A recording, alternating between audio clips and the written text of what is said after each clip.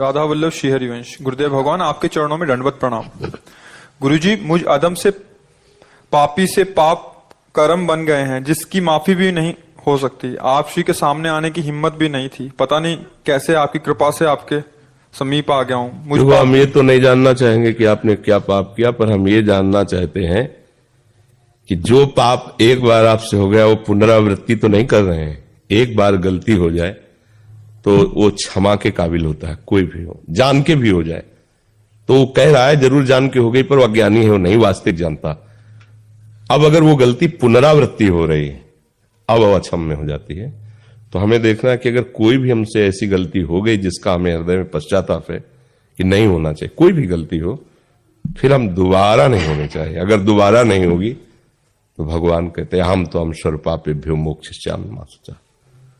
अगर आप जान गए हो कि हमसे पाप हो गया है तो अब दोबारा ना हो, बात ध्यान रखना, दोबारा ना हो तो पहले वाला जो हो गया है कुछ और करने की जरूरत नहीं, प्रायश्चित करने की जरूरत नहीं। प्रभु का नाम जप करो, उनके आश्रित रहो, वो सब क्षमा कर देंगे, बड़े कृपालु हैं वो।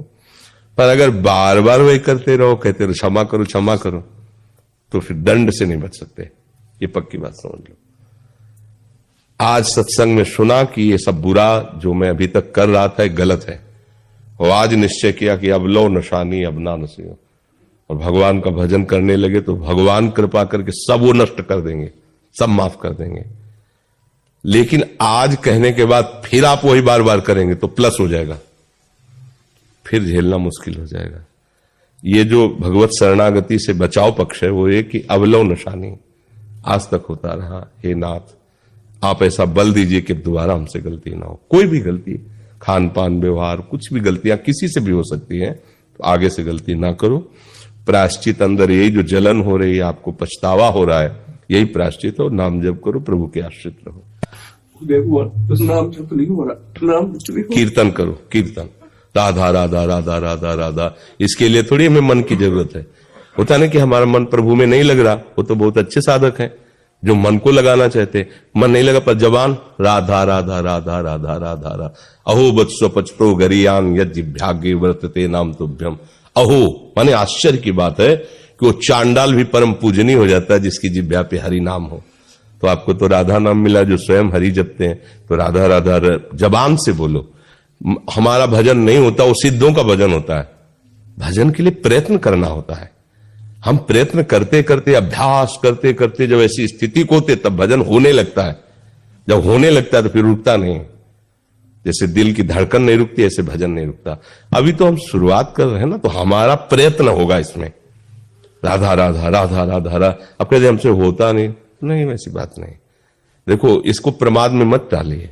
आप में वाणी में सामर्थ्य है, आप वाणी जी गाइए, आप नाम कीर्तन कीजिए।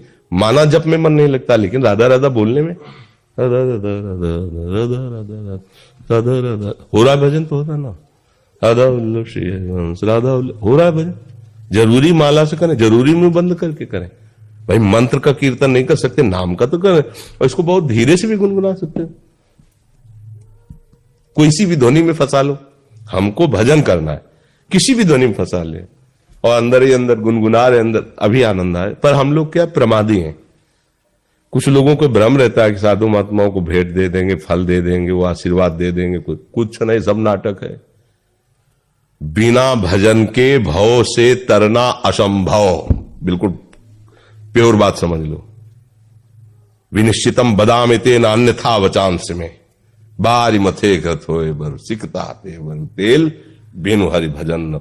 संतों की यही कृपा होती है कि हम उनके सामने बैठकर अपने मन के संशयों की निवृत्ति करें और उनकी आज्ञा का पालन करें।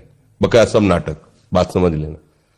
फल फूल और ये वो सब, ये तो एक व्यवहार है, इसमें कुछ नहीं है। पक्की बात समझ लेना। हाथ धरवाना, पैर छूना, ये सब एक व्यवहार है, कुछ नहीं है।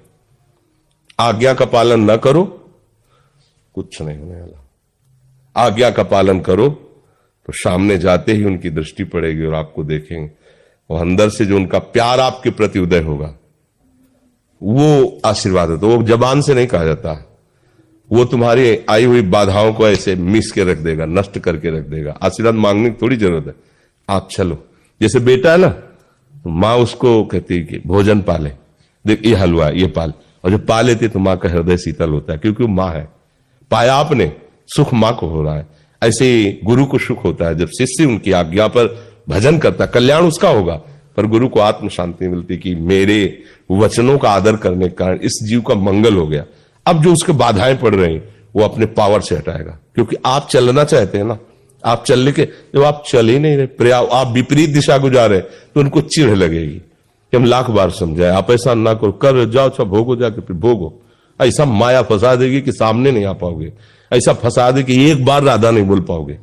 माया का प्रचंड रूप है, एक बार रामकृष्ण हरि नहीं बोल सकते, वो अपने पे आ जाए तो एक बार भगवान का चिंतन नहीं करने देगी। वो गुरु कृपा हो जाए तो भगवान का चिंतन क्या, भगवान स्वरूप हो जाओ, भगवान मय हो जाओ। तो कृपा का मतलब जैसे लोगों का कहना होता है ना, जैसे ये सब नौटंकी नाटक है, इसमें कुछ नहीं है। अगर इससे हो तो लाइन से लगकर के सब हाथ रखवा लो, परम पद में चले जाओ, तो अभी हम बिल्कुल तैयार हैं। जब हम घंटों बैठ करके रोगी शरीर कष्ट सहते हुए आपको उपदेश दे सकते हैं, तो 1 मिनट में यदि कल्याण हो तो हाथ रखने में क्या जाता है भैया। हम तो तैयार ही हैं, आपके जीवन के लिए तैयार है। अब हमारा जीवन आपके लिए ही तो है। जो शास्त्रों का स्वाध्याय जो संत गुरुजनों से सुना, उस बात को शोध के अनुभव करके वो आपको बताए, तो हम बताएं कि भैया ऐसे सीधे रख दें। जब आपका मंगल ही करना है तो हम आपको क्यों कहे दौड़ भाग करो, ऐसे मंगल होता है, ऐसे कुछ नहीं होता ऐसे। आज तक ये सब वो जो है वो अलग बात है व्यवहार की।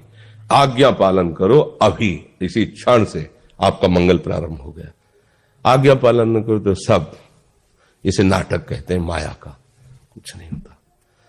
एक बार संत कॉलोनी में थे तो एक हमारा नियम था, हमारे पैर नहीं, मतलब गुरुजनों के कुछ आदेश होते हैं जिनमें क्यों में नहीं किया है तब माना जाता है। तो गुरुजनों ने कहा कभी पैर मत छुआना, ये सब, कभी पंगत में बैठ के भोजन मत कर, कुछ ऐसे नियम दिए थे। तो वो आके एकदम पैर में लिपट गए। कहा भाई हमारी ऐसी नियमावली आपने क्यों तोड़ा? तो जानते थे वो ऐसा। अरे बोले फिर हम गृहस्थों कल्याण कैसे होगा?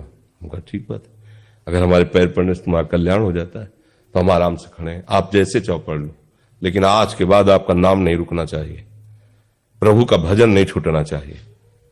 अगर ऐसा नहीं तो फिर हम अगर प्रतिकूलता का संकल्प करेंगे तो तुम मतलब समझ लो तुम्हारे कर्म तुम्हें कहां पहुंचा रहे हो। अगर हम प्रतिकूलता का संकल्प कर लेंगे तो तुम्हारी हालत क्या होगी?